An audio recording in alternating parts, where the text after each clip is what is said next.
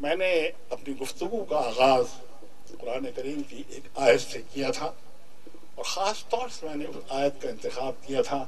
اس لیے کہ بہت سارے لوگ ہم سے یہ پوچھتے ہیں، مجھ سے یہ پوچھتے ہیں، جماعت اسلامی کے ذمہ داروں سے یہ پوچھتے ہیں کہ بھئی جماعت اسلامی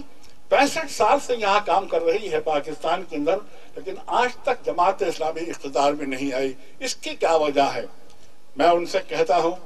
جواباً یہ کہتا ہوں کہ اس کا جواب میرے اوپر واجب نہیں ہے، اس کا جواب آپ پر واجب ہے کہ آپ بتائیں کہ جماعت اسلامی کے زمانے میں جب کبھی انتخابات کا زمانہ آتا ہے جس میں اللہ تعالیٰ آپ کو ایک موقع فراہم کرتا ہے کہ آپ صحیح قسم کی قیادت ملک کے اندر لائیں، امانت دار اور دیانت دار لوگوں کو ملک کے اندر لائیں، آپ ان کو چھوڑ کر کے پھر وہی سرمایہ داروں، جاگیرداروں، وڈیروں اور سرداروں کے چکر میں پڑ جاتے ہیں، اور نتیجے کے طور پر وہی ہوتا ہے جو آج ہو رہا ہے، نہیں بلکہ 65 سال سے ہو رہا ہے۔ اور اگر ہمارا رویہ یہی رہا قیادت کے بارے میں، ہمارا رویہ یہی رہا انتخابات کے اندر ووٹ استعمال کرنے کے حوالے سے،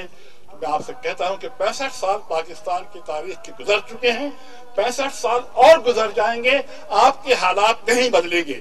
آپ غریب کے غریب رہیں گے، افلاس کے مارے رہیں گے، آپ کے بچوں کو تعلیم نہیں ہوگی، آپ کے بچوں کو صحت کی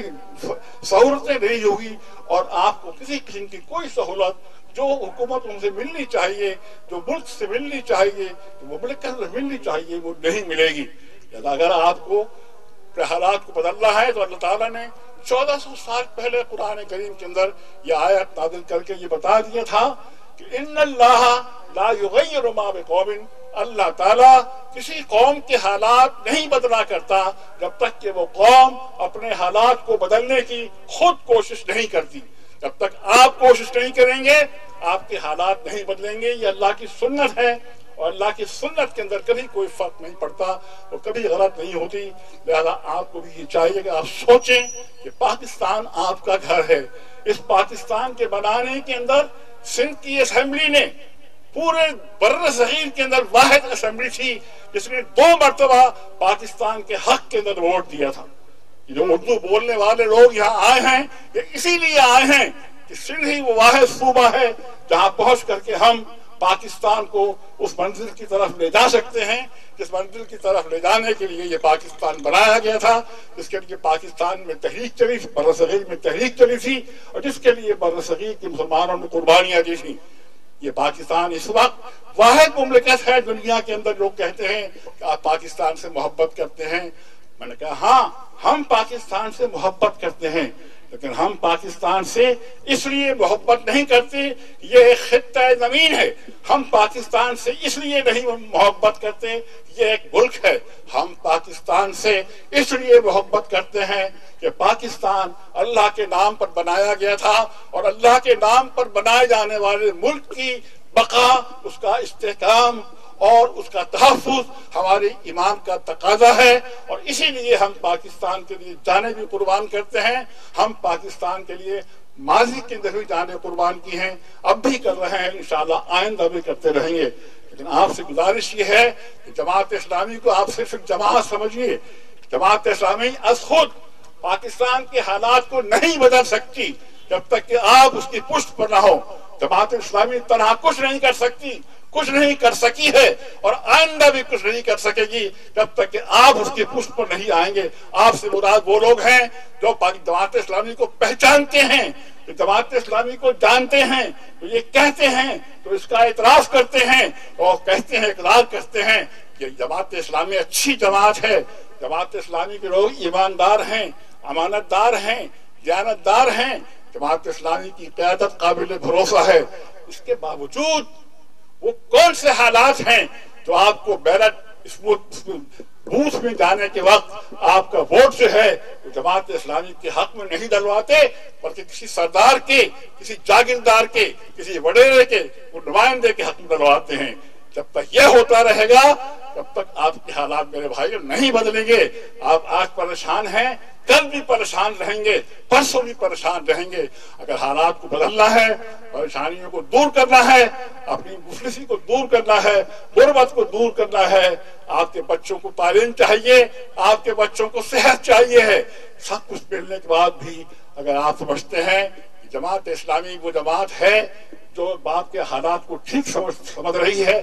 ہم نے جماعت اسلامی نے ہمیشہ اس بات کی کوشش کی ہے، جب بھی اسے موقع ملا ہے، ایک سٹی کونسلر سے لے کر یونین کونسل کے کونسلر تک، میئر کراچی عبدالستار افغانی تک، اور اس کے بعد کراچی کی نظامت تک یہ کوشش کی ہے کہ ہم جو آدمی بھی آپ کے سامنے لے کر آئیں وہ امانت اور دیانتدار ہو، جس کو آپ جانتے ہو اور آپ نے دیکھا بھی ہے، پہچانا بھی ہے۔ میں کراچی کا جب ناظم رہا ہوں، میں جماعت اسلامی کے ساتھ 45 سال سے وابستہ ہوں، اور 45 سال کی یہ وابستگی سے قرآن کے مطالعے سے، حدیث کے مطالعے سے،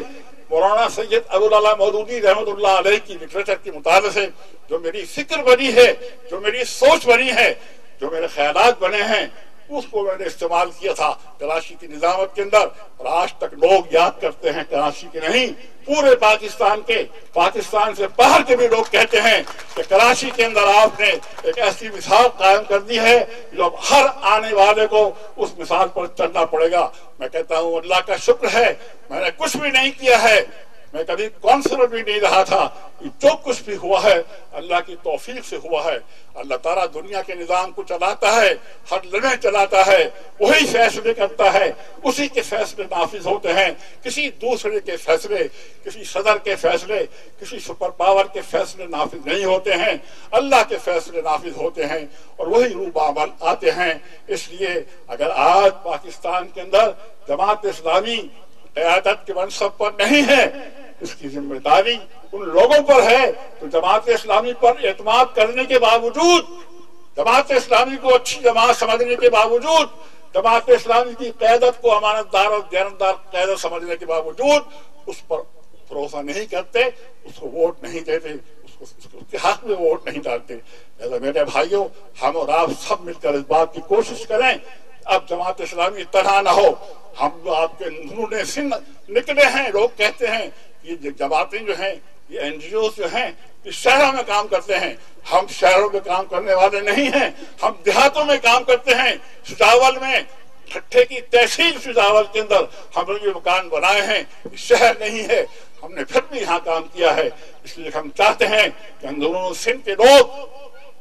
وہ بھی اس بات کو سمجھیں اور اس بات کو سمجھ کر کے اس پر عمل بھی کریں کہ جماعت اسلامی ہی واحد جماعت ہے جو آپ کو اس بھنور سے نکال سکتی ہے، جس بھنور کے اندر آج آپ گھرے ہوئے ہیں، جس بھنور کے اندر آپ کو آپ کی موجودہ قیادت گھرا دیا ہے۔ لہذا آپ کو اگر اس بھنور سے نکلنا ہے، آپ کو اپنے مسائل حل کرنا ہے، آپ کو غربت کو دور کرنا ہے، افلاس کو دور کرنا ہے، بچوں کو صحت دینا ہے، بچوں کو تعلیم دینا ہے، تو پھر آپ کو اٹھنا پڑے گا۔ بغیر آپ کے اٹھے ہوئے، بغیر آپ کے باہر نکلے ہوئے پاکستان کے حالات نہیں بدل سکتے، نہیں بدل سکتے، نہیں بدل سکتے۔